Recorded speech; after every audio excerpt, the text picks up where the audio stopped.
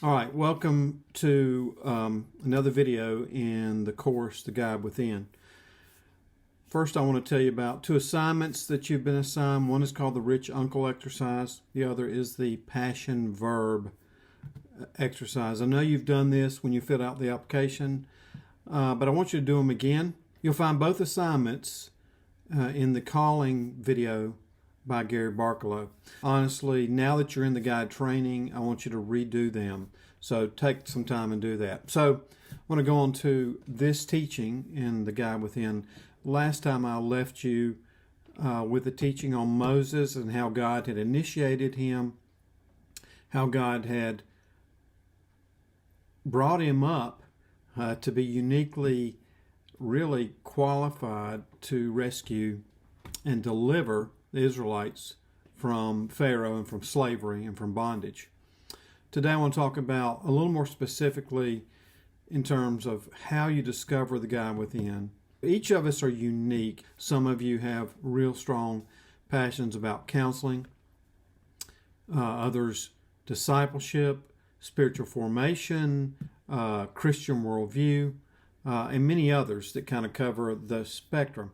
So how do we refine and tap into that guide within? And I want to talk a little bit about what you uniquely, in your journey, your partnership with the Holy Spirit, how that can look. And first of all is that what I want to advise you to do practically as you begin to work through the guide training program. Of course, we have these requirements for you to come to one of our events, right, to a New Wilderness Adventures event, to come and help with an event, to do your own event, of course, attend the guide intensive training. And all that is designed for you to begin to refine more and more what it looks like for you to walk with the Holy Spirit, but also what it looks like for you, what's your particular ministry going to be like. What we need is a step-by-step process. You've already taken a step of faith by joining the guide training. The next step is to start exercising that faith in your ministry. The guide training, first of all, and this course is something you need to follow through on. All the requirements in the guide training are designed to help you take action,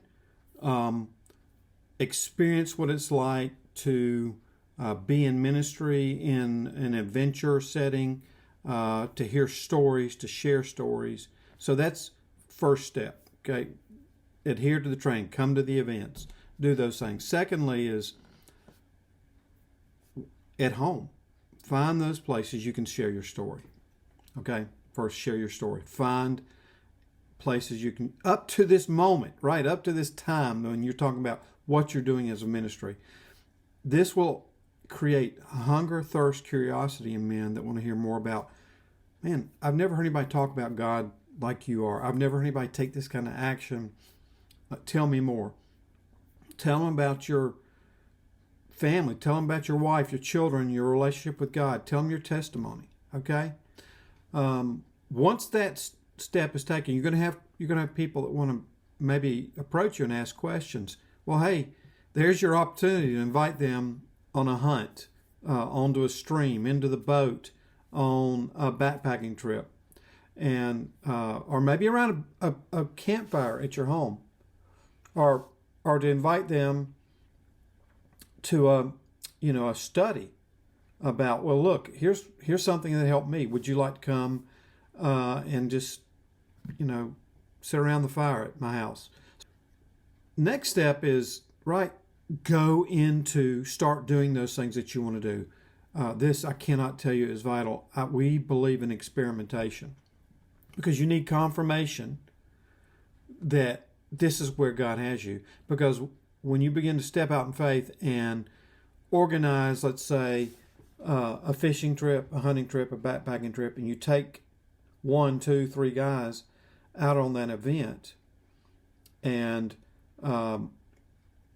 you discover what you want to discover, what will happen is in that event, you will find really an ease with those men, with yourself, and with God.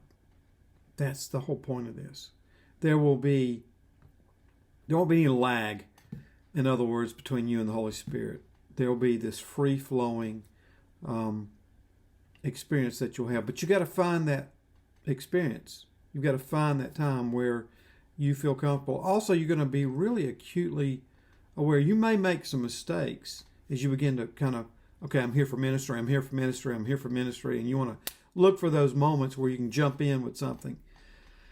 But that's okay. That's okay to make mistakes. We can't do until we've done.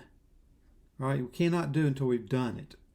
And so you've got to trust God to begin to initiate and to train you in those experiences, to begin to ask one man on a hiking trip or backpacking trip.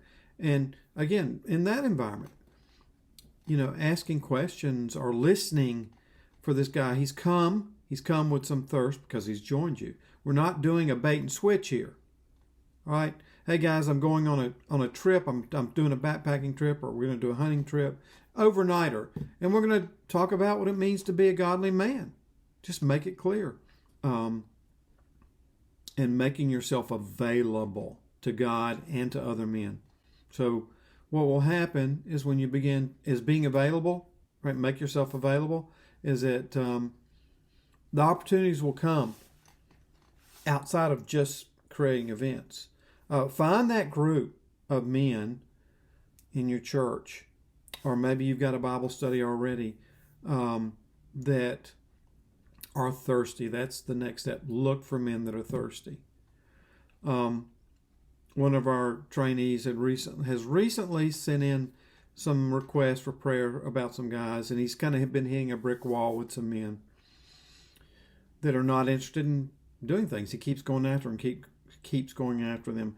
Let me tell you from experience, from all of us in the staff, you can waste a lot of time going after guys who really may feign interest, may feign a desire, but if it's not bearing fruit in their lives, if they're not changing, if you're having to badger them and keep them coming, you need to just step back. Listen to the Holy Spirit, but step back. Either push in with the Holy Spirit or step back. Don't waste time. Don't cast pearl before swine, as we'd like to say. So find those men that as you share your story and your testimony, that are curious and have questions. Finally, and I know this is a really shortening things up in terms of the process, is just do. Continue to set up events, continue to invite men into it, whether that's a Bible study at your home, a weekend trip, an overnight trip. Just do it and trust God to show up. Don't get discouraged because men may drop out at the last minute. And it is discouraging, believe me. And so start small. We believe in a terminology called crawl, walk, run. So don't go set up an event tomorrow for 100 guys. Start with 2 or 3, right? Does it sound biblical? Yes. Start with 2 or 3, 1 or 2, and then begin to build on that. Because if you find they've discovered God and begin to walk with God, they're going to invite others into the story. So guys, share your story, share your testimony.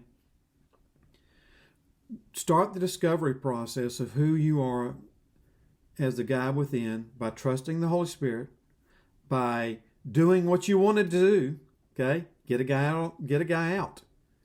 Go do it in that environment. I really encourage you to do that before you even maybe invite them to a Bible study home. Find that environment and do it. All right. Thank you, and hopefully this has been helpful in this course. You'll go on to the next course, which is the guide at home.